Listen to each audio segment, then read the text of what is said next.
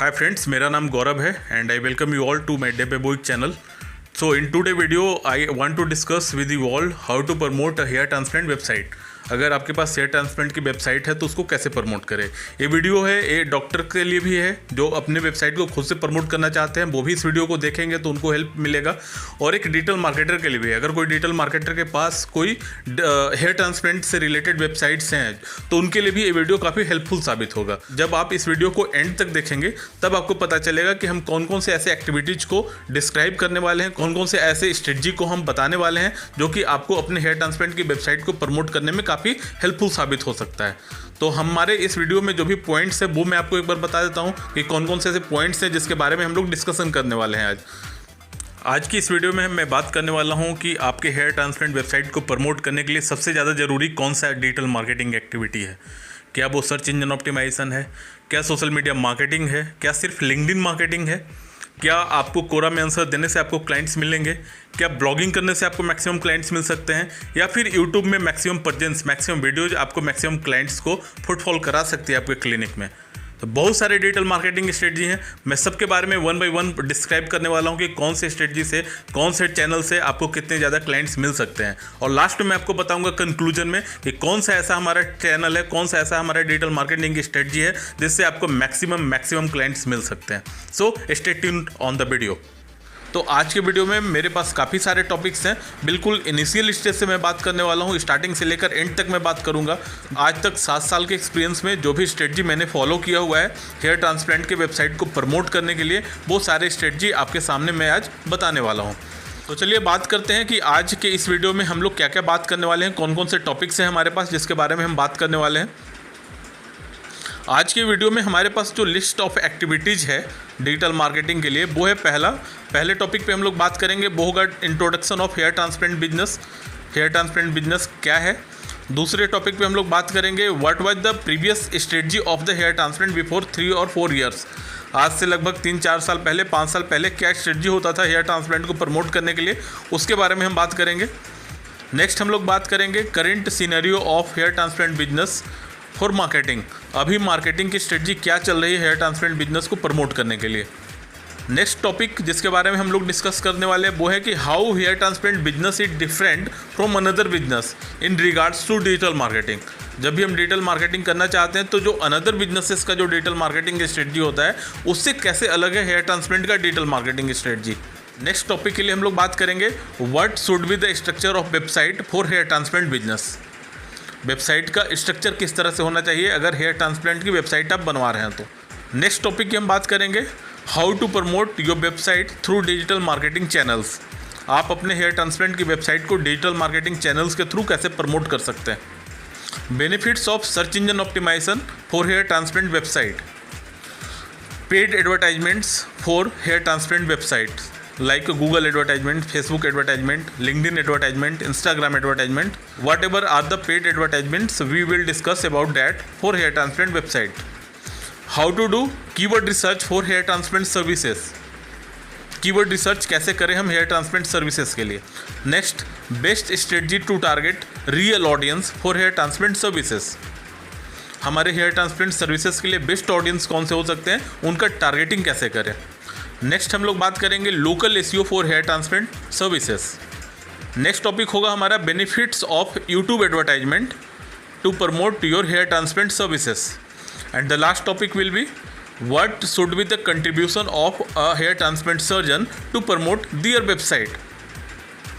अगर आप एक डिजिटल मार्केटर हैं और आपके कोई क्लाइंट हैं जो कि हेयर ट्रांसप्लांट सर्जन है तो उनकी क्या भूमिका होगी, उनका क्या कॉपरेशन होगा उनकी वेबसाइट को प्रमोट करने के लिए, इसके बारे में बात करेंगे। तो आपने देखा होगा स्क्रीन के ऊपर कि इतने सारे पॉइंट्स हैं, इतने सारे स्ट्रेटजी हैं, एक्टिविटीज़ हैं जिसके बारे में हम इस वीडियो में डिस्कस करने वाले हैं। तो स्टार्ट करते हैं। पहला हमारा पॉइंट है introduction of hair transplant business. Hair transplant business होता क्या है बेसिकली। हेयर ट्रांसप्लांट एक ऐसा कॉस्मेटिक सर्जरी है जो कि हेल्प करता है आपको हेयर को रिस्टोर करने के लिए।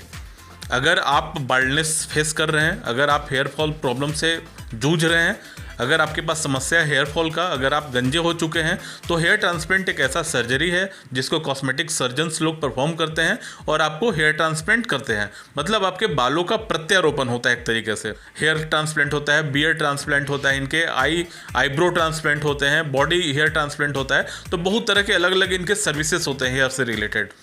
तो हम लोग बात करते हैं आज से 4 साल 5 साल पहले की, कि 4 साल 5 साल पहले जब डिजिटल मार्केटिंग इतना बूमिंग नहीं था, डिजिटल मार्केटिंग की इतना ज़्यादा डिमांड नहीं थी, हाथों हाथ सबके पास मोबाइल और इंटरनेट नहीं था, उस समय में हेयर ट्रांसप्लांट सर्जन्स अपने सर्विसेज को कैसे प्रमोट करते थे। वो पूरा का पूरा ऑफलाइन होता था।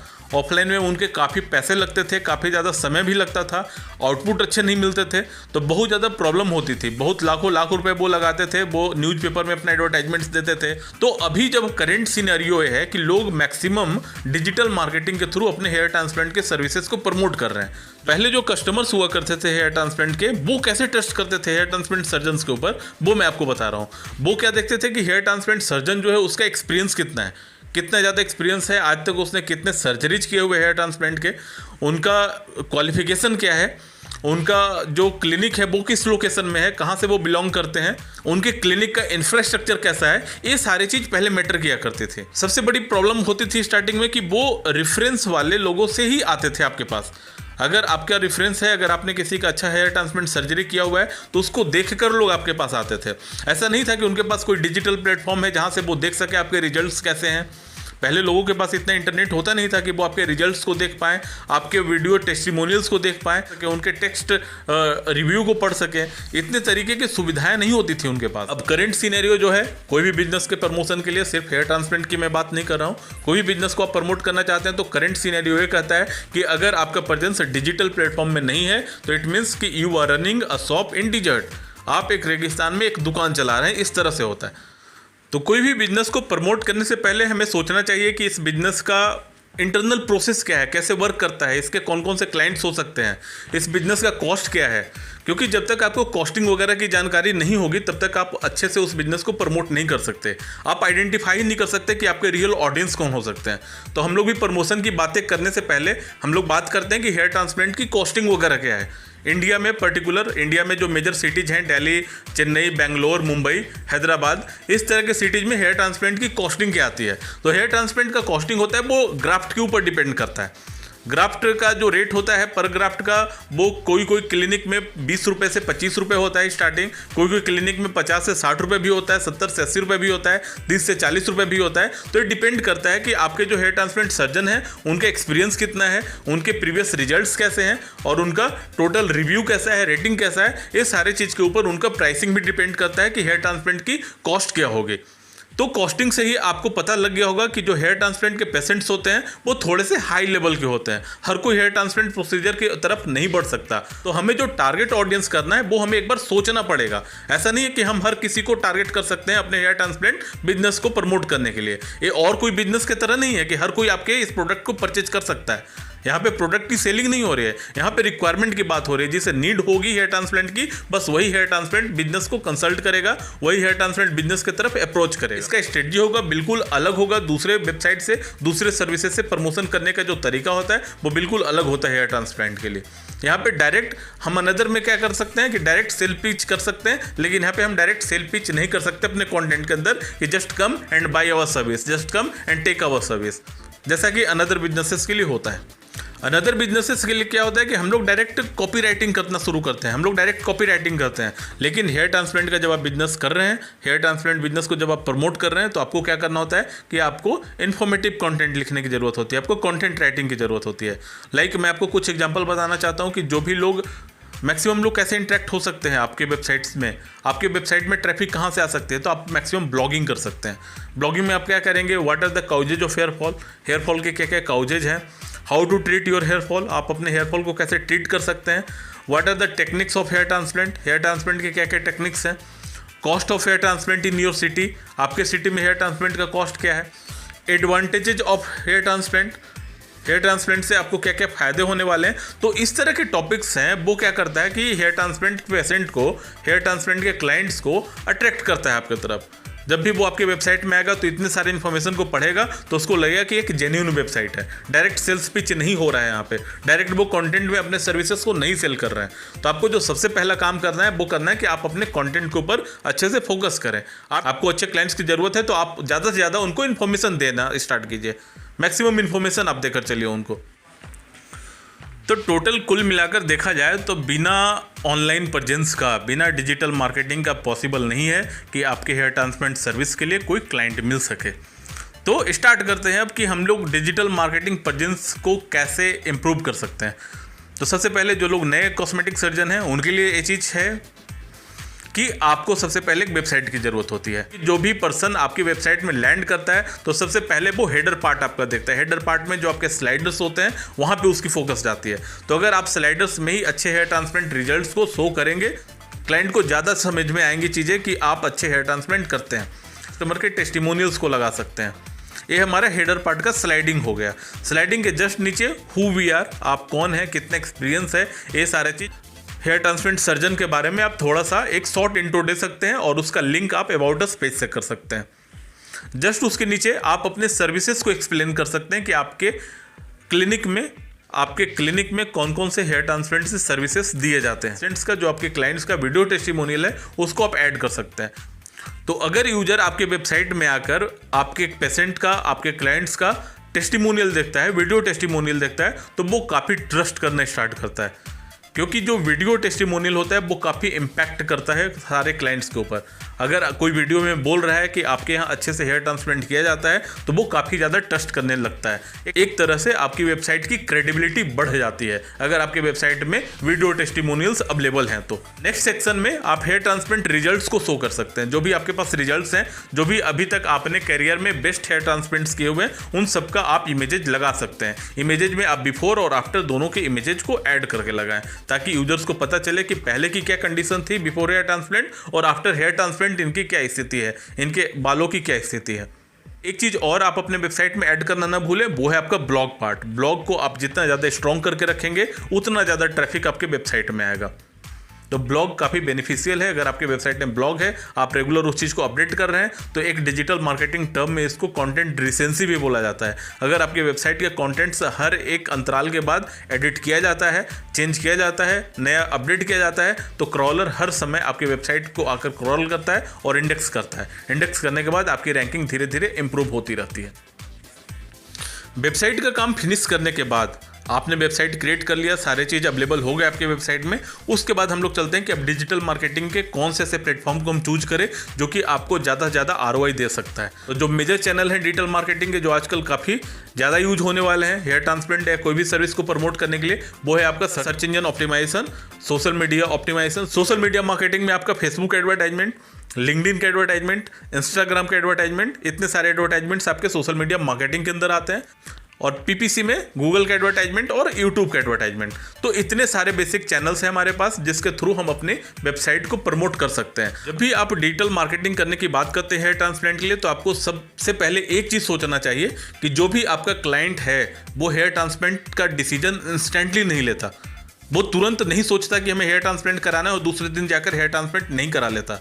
जब भी उसके माइंड में हेयर ट्रांसप्लांट की बातें आती है तो वो लगभग 1 महीने 2 महीने तक प्लानिंग करता है, कहाँ से कराएं। हर एक वेबसाइट में जाता है, हर एक वेबसाइट को विजिट करता है। उसके सिटी में जो भी टॉप लेवल के हेयर ट्रांसप्लांट सर्जन्स हैं, उन सारे सर्जन्स के वेबसाइट्स को वो विजिट करता है। उनके वेबसाइट में जाकर उनको स्टडी करता है अच्छे तरीके से। उनके पेशेंट्स के रिजल्ट्स को देखता है कि उनके हेयर ट्रांसप्लांट रिजल्ट्स कैसे हैं, उनके टेस्टिमोनियल्स को देखता है, उनके रिव्यू को पढ़ता है, उनके रेटिंग्स को देखता है। बहुत सारी चीज़ें हैं जिसको जाकर वो स्टडी करता है। तो इस कंडीशन में हमें क्या करना है, अगर इस कंडीशन में हम लोग सिर्फ एक ही प्लेटफॉर्म में अपने आप को प्रमोट करते रहें तो दूसरे प्लेटफॉर्म में हमारा कोई प्रेजेंस ही नहीं होगा।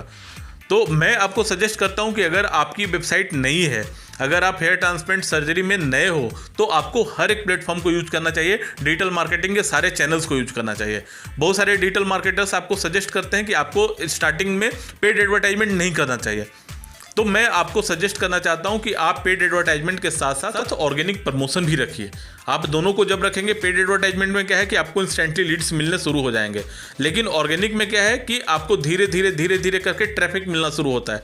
ऑर्गेनिक में मेन आपका सर्च इंजन ऑप्टिमाइजेशन और सोशल मीडिया ऑप्टिमाइजेशन का काम होता है। हेयर ट्रांसप्लांट जैसे कीवर्ड्स को प्रमोट करने में थोड़ा सा टाइम टेकिंग है, 4 महीने 5 महीने का समय लग सकता है, लेकिन ऐसा पॉसिबल है कि आपको 4-5 महीने के बाद हाई रैंकिंग मिल सकती है, पहले पेज में आप रैंक कर सकते हैं। उसका एक पॉजिटिव एडवांटेज क्या होता है कि जैसे ही कोई आपके एडवर्टाइजमेंट को देखता है कि टॉप में आपका ऐड दिख रहा है, गूगल ऐड में आपकी रैंकिंग आ रही है, तो जैसे ही वो स्क्रॉल करता है तो फिर से आपकी वेबसाइट की दूसरी लिंक मिल जाती है। तो अगर आपका प्रेजेंस 2 बार 3 बार हो जाता है पहले ही पेज में, इस स्थिति में क्लाइंट्स आपसे ज्यादा आकर्षित होता है। वो देखता है कि एक ही वेबसाइट के 3-3 लिंक्स स्टार्टिंग में आ रहा है। 3 लिंक्स कहने का मतलब है कि एक तो आपका एडवर्टाइजमेंट का लिंक आ सकता है, दूसरा अगर आप लोकल लिस्टिंग करवाते हैं तो आप गूगल बिजनेस पेज में रैंक कर सकते हैं, जो गूगल मैप का रिजल्ट होता है वहां पे भी आपकी रैंकिंग आ सकती है, और तीसरा आपके एसईओ के बदौलत जो भी आपके कीवर्ड से टॉप 10 में रैंकिंग होगी वो आपका तीसरा रैंकिंग होगा। तो इससे ये पता चलता है कि आपको सारे प्लेटफॉर्म्स को यूज करना चाहिए, न कि सिर्फ पेड एडवर्टाइजमेंट को या फिर सिर्फ ऑर्गेनिक प्रमोशन को। तो अब बात आती है कि सर्च इंजन ऑप्टिमाइजेशन हम किस तरह से कर सकते हैं अपने वेबसाइट्स के लिए, हेयर ट्रांसप्लांट वेबसाइट्स के लिए। तो सर्च इंजन ऑप्टिमाइजेशन का सबसे पहला चीज़ होता है कि आप अच्छे कीवर्ड्स रिसर्च कराएं, जैसे आप कोई भी फ्री टूल्स या पेड टूल्स से जाकर अच्छे कीवर्ड्स का सिलेक्शन कीजिए कि जिस भी लोकेशन में आपका हेयर ट्रांसप्लांट का बिजनेस है, क्लिनिक है, उस लोकेशन के लिए कीवर्ड्स कौन से बेहतर हैं। तो जो भी कीवर्ड्स मीडियम और लो कॉम्पिटिशन के हों और हाई सर्च वॉल्यूम के हों, आप उन सारे कीवर्ड्स को फिल्टर करके रख लें और उसको वेबसाइट में इंटीग्रेट कर दो। उसके बाद आप क्या करें कि लिंक बिल्डिंग के ऊपर काम करना स्टार्ट करें। जैसे आप ऑन पेज ऑप्टिमाइजेशन कर लेते हैं उन सारे कीवर्ड्स को यूज करके, तो आप लिंक बिल्डिंग के ऊपर काम करना स्टार्ट कर दें। लिंक बिल्डिंग से होता क्या है कि आपकी रैंकिंग और ज़्यादा इंप्रूव हो जाती है। तो एसईओ से क्या हो रहा है कि हमारी रैंकिंग धीरे धीरे आ जाती है गूगल के अंदर और हमें ऑर्गेनिक ट्रैफिक मिलना शुरू हो जाता है। जब हमें ऑर्गेनिक ट्रैफिक मिलता है, मान लीजिए कि दिन भर में आपके पास 50 विजिटर्स भी आ रहे हैं, तो उसमें से कुछ ना कुछ कन्वर्जन होते ही रहते हैं, चाहे वो 1% का कन्वर्जन हो, 2% का कन्वर्जन हो, कुछ कन्वर्जन तो होता ही रहता है। आपके पास इंक्वायरीज लगातार आपके पास आते ही रहते हैं। सेकंड, हम लोग सोशल मीडिया की तरफ आते हैं। सोशल मीडिया में किस तरह से आप हेयर ट्रांसप्लांट को प्रमोट कर सकते हैं। तो सोशल मीडिया में भी 2 चीज़ें हैं, एक तो ऑर्गेनिक है आपका, एक पेड है। ऑर्गेनिक को हम लोग सोशल मीडिया ऑप्टिमाइजेशन बोलते हैं और पेड को एसएमएम सोशल मीडिया मार्केटिंग बोलते हैं। तो एसएमओ में क्या होता है कि आप मैक्सिमम अलग अलग प्रोफाइल में सोशल मीडिया के वेबसाइट्स में जाकर प्रोफाइल क्रिएट करते हैं, बिजनेस पेज क्रिएट करते हैं और वहाँ पे रोज़ अपने इन्फॉर्मेशन को आप पब्लिश करते हैं। जो भी पोस्टिंग्स वगैरह हैं, जैसे कंटेंट आपने राइट कर लिया, इमेजेज आपने अपलोड कर दिया, इन्फोग्राफिक्स अपलोड कर दिया, कुछ वीडियोज बनाया उसको अपलोड कर दिया, तो उससे क्या होता है कि जो भी लोग आपको लाइक कर रहे हैं, एसएमओ में जो भी लोग आपको फॉलो कर रहे होते हैं, जो भी लोग आपको लाइक कर रहे होते हैं, आपका कंटेंट उन्हीं लोगों तक रीच होता है। तो जो भी लोग आपको फॉलो कर रहे हैं उनकी संख्या काफ़ी कम होती है, और या तो वो आपके प्रीवियस पेशेंट्स होते हैं या फिर आपके कोई जान पहचान वाले होते हैं। तो आपको क्या करना है कि आपको सोशल मीडिया मार्केटिंग का हेल्प लेना है। उससे क्या होगा कि मैक्सिमम लोगों तक आपका जो पोस्ट है, जो भी पोस्टिंग आप कर रहे हैं अपने फेसबुक में, इंस्टाग्राम में, लिंक्डइन में, वो मैक्सिमम लोगों तक रीच हो सके। जब तक आपका जो पोस्ट है, जब तक आपका पोस्ट मैक्सिमम लोगों तक रीच नहीं करेगा, तब तक आपको मैक्सिमम कस्टमर्स नहीं मिल सकते। जब भी हम लोग पेड एडवर्टाइजमेंट की बात करते हैं तो हमारा ऑडियंस टारगेटिंग मेन फैक्टर होता है कि हम ऑडियंस को किस तरह से टारगेट कर रहे हैं। जब हम लोग ऑर्गेनिक काम कर रहे हैं तब हमारा ऑडियंस उतना मायने नहीं रखता, क्योंकि ऑर्गेनिक में जब आपकी रैंकिंग आती है तो कोई भी सर्च कर सकता है। लेकिन जब हम लोग पेड एडवर्टाइजमेंट की बात करते हैं तो वहाँ पर हमें ऑडियंस टारगेट करना बहुत जरूरी होता है, क्योंकि आप पेड एडवर्टाइजमेंट पैसा पे करके एडवर्टाइजमेंट वैसे लोगों तक पहुंचा रहे हैं जिससे हेयर ट्रांसप्लांट की ज़रूरत ही नहीं है, या फिर वो हेयर ट्रांसप्लांट को अफोर्ड ही नहीं कर सकता है। तो कोई एडवांटेज नहीं है उन लोगों तक हेयर ट्रांसप्लांट के एडवर्टाइजमेंट पहुंचाने से जो हेयर ट्रांसप्लांट को अफोर्ड नहीं कर सकते, जिन्हें हेयर ट्रांसप्लांट की रिक्वायरमेंट नहीं है। तो ऑडियंस टारगेटिंग में आप लोकेशन से कर सकते हैं कि आप किस लोकेशन में आपका प्रेजेंस है, उस लोकेशन में सिर्फ आप एडवर्टाइजमेंट को चलाइए। दूसरा चीज़ कि आप एज के अकॉर्डिंग कर सकते हैं। 18 से 25 साल 30 साल के लोगों तक आजकल जनरली हेयर ट्रांसप्लांट की जरूरत नहीं होती है, जरूरत होती है 35 साल से ऊपर की, एबव 35 ईयर्स हेयर ट्रांसप्लांट की जरूरत होती है। तो आप 35 साल से लेकर 55-65 साल के लोगों तक टारगेट कर सकते हैं। नेक्स्ट चीज़ कि आप ज़्यादा से ज़्यादा बिजनेस पर्सन को टारगेट करके चलें, क्योंकि इसका जो कॉस्टिंग होता है हेयर ट्रांसप्लांट का वो काफ़ी ज़्यादा होता है। तो अर्निंग करने वाले पीपल को ही आप ज़्यादा टारगेट करके चलें। जो अच्छे लेवल पे वर्किंग पीपल हैं आप उन्हीं को टारगेट करके चलें, क्योंकि हेयर ट्रांसप्लांट वही लोग करा सकते हैं। तो ऑडियंस टारगेटिंग मेजर फैक्टर है पेड एडवर्टाइजमेंट का, चाहे आप गूगल का एडवर्टाइजमेंट कर रहे हो या फेसबुक ऐड कर रहे हो, लिंक्डइन का एडवर्टाइजमेंट कर रहे हो या फिर इंस्टाग्राम में आप ऐड चला रहे हो। कोई भी जगह पर आप जब पेड एडवर्टाइजमेंट कर रहे हैं तो audience targeting is the most important part. अब सोशल मीडिया मार्केटिंग के एडवर्टाइजमेंट और गूगल के एडवर्टाइजमेंट दोनों में फ़र्क कैसे होते हैं हेयर ट्रांसप्लांट के लिए, वो मैं आपको बता रहा हूँ। जब आप हेयर ट्रांसप्लांट का प्रमोशन सोशल मीडिया मार्केटिंग के थ्रू करते हैं तो आपको खुद नहीं पता होता है कि जिन लोगों तक आपका ऐड पहुँच रहा है उन्हें हेयर ट्रांसप्लांट की रिक्वायरमेंट है भी या नहीं है। तो वहाँ पर कन्वर्जन रेट है वो काफ़ी कम हो जाता है। जब आप सोशल मीडिया में पेड एडवर्टाइजमेंट करते हैं तो कन्वर्जन रेट काफ़ी कम हो जाता है। यहाँ पर हेल्प आपको ये होता है कि जो लोग प्लान कर रहे हैं हेयर ट्रांसप्लांट के लिए, अगर कंटिन्यूसली वो आपके एडवर्टाइजमेंट को रोज़ देखते हैं तो उनके माइंड में आपका एक ब्रांड बन जाता है कि hair transplant means that company, क्योंकि हर रोज़ उनके प्रोफाइल में आपका एडवर्टाइजमेंट पहुंचता रहता है। तो ये आपको एक लॉन्ग टर्म के लिए काफ़ी हेल्प होता है कि जब आप लगातार एडवर्टाइजमेंट सोशल मीडिया मार्केटिंग का करते रहते हैं, जब आप लगातार एडवर्टाइजमेंट करते रहते हैं सोशल मीडिया में, तो एक न एक दिन कन्वर्जन होता है। जब भी उसे माइंड में आता है कि हेयर ट्रांसप्लांट कराना है तो सबसे पहला नाम आप ही की कंपनी का आता है, क्योंकि हर रोज़ उसके प्रोफाइल में आपका एडवर्टाइजमेंट दिख रहा होता है। लेकिन जब हम गूगल एडवर्टाइजमेंट की बात करते हैं तो गूगल एडवर्टाइजमेंट में वही लोग आपको क्लिक करते हैं जिन्हें एग्जैक्टली ज़रूरत होती है। यहाँ पे जो इंपॉर्टेंट फैक्टर होता है वो हमारा कीवर्ड रिसर्च होता है, ऑडियंस टारगेटिंग होता है, लैंडिंग पेज सिलेक्शन होता है। आपके लैंडिंग पेज अगर बहुत अच्छे हैं, अपीलिंग लैंडिंग पेज है, तो आपको ज़्यादा से ज़्यादा कन्वर्जन मिल सकता है, ज़्यादा से ज़्यादा आपको लीड्स मिल सकते हैं। तो जब भी आप गूगल एडवर्टाइजमेंट की बात करते हैं तो आप लैंडिंग पेज की ज़रूर बात करें अपने डेवलपर के साथ या फिर अपने पीपीसी एक्सपर्ट के साथ। अगर आपका लैंडिंग पेज अच्छा नहीं है तो आपको ज़्यादा लीड्स नहीं मिल सकता। लास्ट हम लोग बात करने वाले हैं एक चैनल के लिए जो कि आजकल काफ़ी ज़्यादा हेल्पफुल है। मैक्सिमम जो हेयर ट्रांसप्लांट सर्जन्स है, कॉस्मेटिक सर्जन्स हैं, जो इस चैनल को बहुत ज़्यादा यूज कर रहे हैं, वो है आपका यूट्यूब। जो भी लोग सर्जरी करते हैं उसको लाइव यूट्यूब में दिखाते हैं कि किस तरह से सर्जरी हो रहा है, सर्जरी से पहले क्या होता है, सर्जरी से पहले की क्या कंडीशन होती है पेशेंट्स की, सर्जरी कैसे हो रहा है, सर्जरी के बाद हेयर का कंडीशन क्या होता है। तो ये सब जो चीज़ें होती हैं वो काफ़ी आकर्षित करती हैं आपके पेशेंट्स को। तो अगर आपके पास भी ऐसा अपॉर्चुनिटी आता है कि आप अपने पेशेंट्स के ऊपर, जब भी आप अपने पेशेंट्स का हेयर ट्रांसप्लांट कर रहे हैं, तो आप उसको शूट कीजिए और अपने यूट्यूब चैनल में उसको आप ऐड कर सकते हैं। यूट्यूब चैनल एक ऐसा सोर्स है आजकल जो हर लोग यूज कर रहे हैं। हर किसी के मोबाइल में दिन भर में लगभग 20 मिनट 25 मिनट तो यूट्यूब चलता ही चलता है, यूट्यूब के वीडियो चलते हैं और उसका जो भी रिक्वायरमेंट होता है वो जाकर यूट्यूब में सर्च करता है। तो यूट्यूब में अगर आपके एडवर्टाइजमेंट चल रहे हैं या फिर यूट्यूब में आपको ऑर्गेनिक ही रैंकिंग में है तो आपको काफ़ी एडवांटेज मिल सकता है। अगर आप YouTube का एडवर्टाइजमेंट रन करते हैं तो आपको काफ़ी ज़्यादा एडवांटेज मिल सकता है, क्योंकि जो लोग भी हेयर ट्रांसप्लांट को सर्च कर रहे हैं, अगर किसी और का वीडियो टॉप रैंकिंग में आता है तो भी उनके वीडियो चलने से पहले आपके रिजल्ट्स वहाँ पे दिखाना शुरू हो जाते हैं। तो अगर वो पर्सन को आपके रिजल्ट्स पसंद आते हैं तो वो उस पर क्लिक करके आपकी वेबसाइट में आ सकता है, आपको लीड प्रोवाइड कर सकता है। Then YouTube is the best channel to promote your hair transplant surgery डिजिटेज।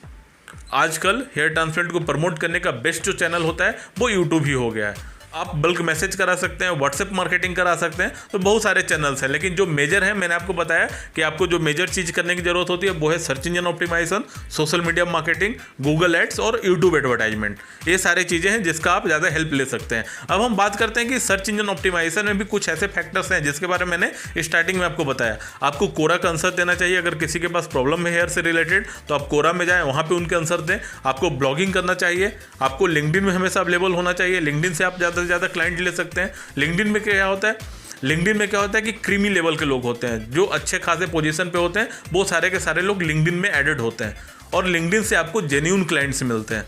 तो LinkedIn is also best platform to promote your hair transplant services. So now we come to the end. आजकल का एक और strategy जो कि काफी ज्यादा follow किया जा रहा है उसके बारे में भी मैं आपको बता देना चाहता हूं कि अगर आप सर्जन हैं, अगर आप हेयर ट्रांसप्लांट सर्जन हैं, आपके पास सबसे ज्यादा नॉलेज है, डिजिटल मार्केटर से भी ज्यादा नॉलेज आपको अपनी इंडस्ट्री का है। अगर YouTube में आप लगातार इंटरवल के बाद, 1-2 दिन के बाद आप इंफॉर्मेटिव वीडियो डालते हैं तो उससे क्या होगा कि लोगों के अंदर एक ट्रस्ट बिल्ड होता है। आपके पेशेंट्स जो भी आ रहे हैं, आपके क्लाइंट्स जो भी आ रहे हैं YouTube के अंदर, अगर आपके उस इंफॉर्मेटिव वीडियो से सेटिस्फाई होते हैं तो वो आपके ऊपर ट्रस्ट करना स्टार्ट करते हैं।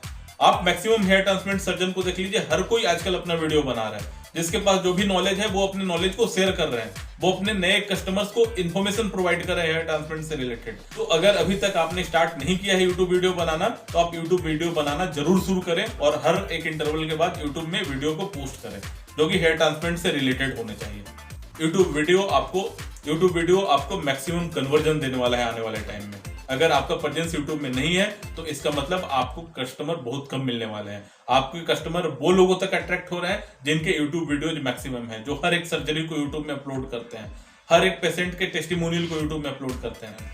हो क्या रहा है आजकल की हेयर ट्रांसप्लांट सर्जन के पास जो भी पेशेंट्स आते हैं वो उनसे बात करते हैं, उनका इंट्रोडक्शन पूरा लेते हैं, उनकी प्रॉब्लम क्या है उस चीज को समझते हैं, उसके सर्जरी करते हैं, उनके बाद के रिजल्ट को, ये सारी चीज को शूट करते हैं और शूट करने के बाद वो अपने यूट्यूब चैनल में जाकर अपलोड करते हैं। अपलोड करने के बाद क्या होता है कि जो भी नए लोग हैं जो कि हेयर ट्रांसप्लांट कराना चाह रहे हैं वो क्या करते हैं, उस वीडियो को देखते हैं तो उनके अंदर एक ट्रस्ट बिल्ड होता है। वो काफी ज्यादा ट्रस्ट करने पड़ते हैं। 90% मैटर यहाँ पे सोल्व हो जाता है आपका। वो कस्टमर 90% आपसे अट्रैक्ट हो गया होता है। सिर्फ 10% जब वो आपके पास विजिट करने के लिए आता है तो आपसे बात करने के बाद 10% और वो कन्वर्ट हो जाता है। इट मीन्स यूट्यूब एक ऐसा चैनल है जो कि आपको 90% तक कन्वर्जन कर देता है तुरंत। बाकी 10% का कन्वर्जन है वो आपके क्लिनिक में आने के बाद आप खुद से कर सकते हैं। दूसरा चीज मैं आपको बताना चाहता हूं कि अगर आप डिजिटल मार्केटर हैं और आप अपने क्लाइंट की वेबसाइट को प्रमोट कर रहे हैं तो आप अपने डॉक्टर से जरूर हेल्प लें। आप अपने डॉक्टर से हेल्प लें कि वो हर एक इंटरवल के बाद आपको इंफॉर्मेटिव वीडियो प्रोवाइड करें। अगर वो आपको वीडियो प्रोवाइड करते रहेंगे तो आप यूट्यूब में उसको प्रमोट करिए, अच्छे अच्छे कीवर्ड्स को यूज करके आप प्रमोट करिए। तो उससे क्या होगा कि आपके डॉक्टर्स के प्रति आपके नए यूजर्स का काफी ज्यादा ट्रस्ट बिल्ड होगा और मैक्सिमम कन्वर्जन आपको यूट्यूब से भी मिलना स्टार्ट हो जाएगा। अगर इस वीडियो को देखने के बाद आपके माइंड में किसी भी तरह का सवाल आता है रिगार्डिंग डिजिटल मार्केटिंग, एसईओ आप कैसे करें, एसएमओ कैसे करें, पीपीसी कैसे करें, ब्लॉगिंग में किस तरह से टॉपिक का सिलेक्शन करें, तो आप डायरेक्टली हमें कमेंट में पूछ सकते हैं। अगर रिक्वायरमेंट हुई तो हम नेक्स्ट वीडियो भी आपके लिए बना सकते हैं। तो आपको कैसा लगा वीडियो जरूर कमेंट करके बताइएगा। Thank you.